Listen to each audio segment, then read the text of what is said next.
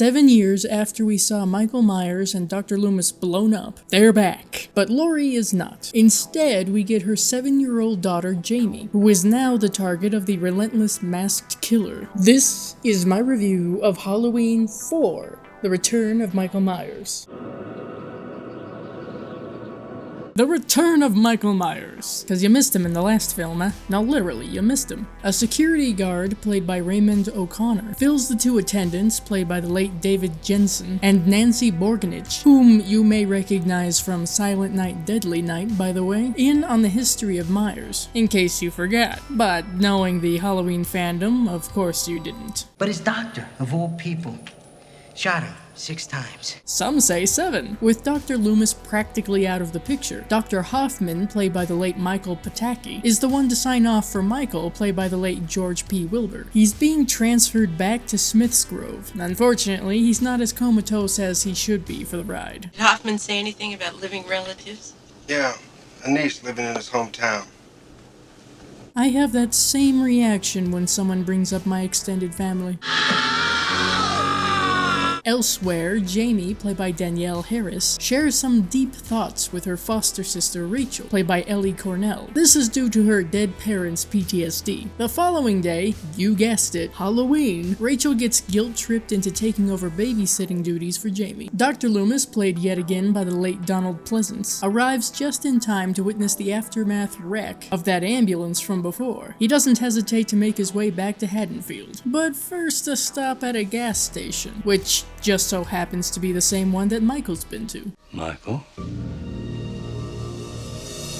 I think at this point, anytime Michael escapes, we should be looking for the nearest automotive shop between here and Haddonfield. Where else will he get his coveralls? Shockingly, trying to reason with Michael doesn't work. He even ensures that Loomis won't have a vehicle to chase him down with. Loomis's car insurance must be astronomical. And it seems that Jamie is already being tormented even before Michael arrives. When Michael Myers being your uncle is public knowledge, I think homeschool is the best option. Even with all this, Jamie decides that she does want to go trick-or-treating, so off to the discount store for a costume. This also gives Rachel the opportunity to tell her boyfriend Brady, played by Sasha Jensen, that their plans for the night have been cancelled. Just like any reasonable boyfriend would, Brady gives the passive-aggressive response. Rachel, honey, I know Haddonfield's got limited options, but there's gotta be something better than this. Speaking of costumes, Michael had the same idea as Jamie, and has picked out his mask for the evening, which in turn scares the shit out of the small child. Some good news is, Loomis finally managed to hitch a ride to Haddonfield, thanks to Reverend Jackson P. Sayer, played by the late Carmen Philby. But now he has to plead his case all over again, since Sheriff Ben Meeker, played by Bo Starr, took over Brackett's position. Surprisingly enough, Meeker actually does believe Loomis, and they venture out to find Jamie.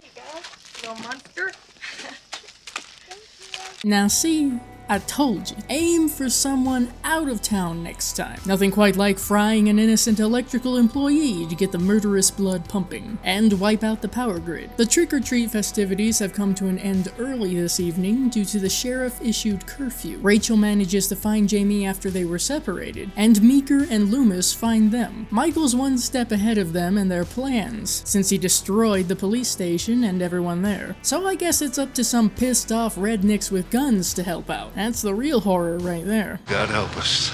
Loomis, Meeker, Rachel, Jamie, and Deputy Pierce, played by Michael Flynn, go to the sheriff's house where Brady and Kelly, played by Kathleen Kinmont, have been busy. If he catches us like this, he's gonna skin you alive. For starters. Rachel, take your sister upstairs. First door on the right.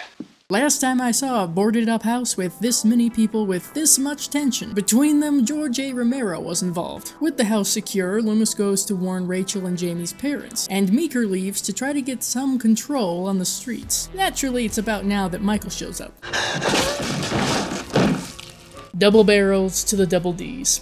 Unfortunate. Wouldn't you know it, the guy who says that he knows how to work a gun Can't work said gun. I'll at least give Brady points for giving Rachel and Jamie some time. With no other choice, Rachel climbs out onto the roof with Jamie on her back. Though the landing is less than graceful, they both make it to the ground alive. Though Jamie believes Rachel to be dead, and flees from Michael. Loomis finds Jamie and they go to Jamie's school, but Michael's already there. Loomis is dispatched by being thrown through some glass, so Rachel comes in to rescue Jamie, and just in time for some of the rednecks to hear the alarms. They drive Rachel and Jamie out of Haddonfield as the state police show up. Unfortunately, Michael's got the hanging grip of a sloth, because apparently he's been riding with them, and takes out the rednecks. Once again, it's up to Rachel to find a way to get Michael off the truck. For good measure, she runs his coveralled ass over. Shock and surprise, he still gets up to attempt to go after Jamie. However, Meeker and the rest of the rednecks perforate him quite thoroughly, resulting in Michael plummeting down a mine.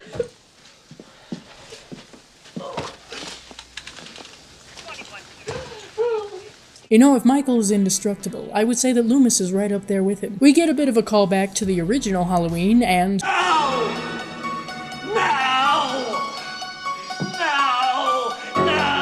And with that, the credits roll. The characters were all pretty well developed. I wanted to see them survive and possibly defeat Michael. You have a handful of them to root for. Danielle Harris is the obvious standout here, and she does a fantastic job. She easily makes the audience empathetic to Jamie, and portrays a vulnerability that feels realistic, given the character's situation. Ellie Cornell is another great part of this film. We could have gotten the stereotypical older sibling, who feels like her sister is a burden trope.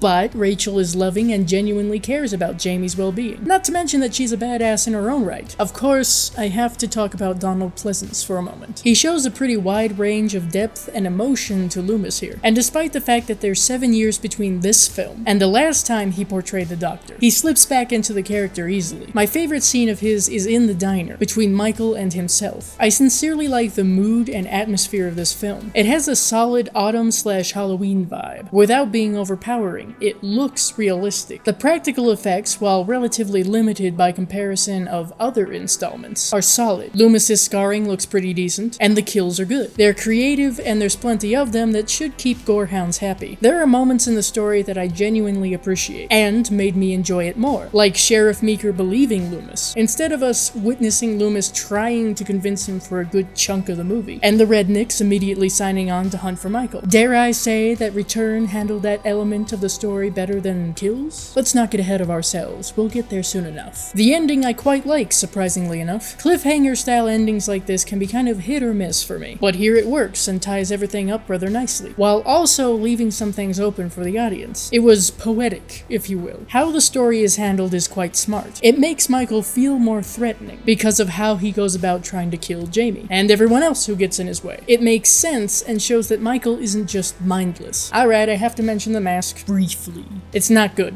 I'm preaching to the choir, I know. It's simply not a mask that inspires fear to me. I'd still cross the street if someone wearing it were headed for me, but I'm not gonna be running away. While there's plenty of action and drama, there are some kinda dull moments. Not as bad as Halloween 2 1981 though. The score is fine, don't get me wrong, but I can't tell you with honesty that I enjoyed it that much. It recycles what's already synonymous with the franchise, and doesn't give us anything else really. I'll admit it, I'm not fond of how we're given a Cliff Notes exposition at the beginning. It does come across as lazy, and possibly even talking down to the audience. I've praised the story, but at the same time it doesn't do all that much that's new. Putting myself in 1988 when I say this, of course. You guys left in a screen test for the film. You did see that right in the school scene near the end. That was an unpainted, unaltered mask that Michael was wearing. Did we just give up and decide to leave it in, or... With all that being said, I'm giving Halloween 4 The Return of Michael Myers 8 out of 10 bloody thumbs up. When I first watched Return, I was binging the Halloween movies. I had a decent time with it, but this time around I enjoyed it a lot more. It has that Halloween season atmosphere that I quite enjoy. It was easy for me to empathize with the characters. I like Loomis, Rachel, and Jamie pretty much equally here. Overall, my issues with the film are pretty minor, and I'm willing to look past them in order to really enjoy the story. I can certainly understand why this sequel is looked at so fondly by hardcore fans, and it does justice to the return of an iconic slasher after so many years. I would recommend Halloween 4 The Return of Michael Myers to slasher fans, those looking for a film that radiates spooky season energy, those who want to watch a Michael Myers movie but don't want to go through the whole franchise, and those who do it by the book. See you later.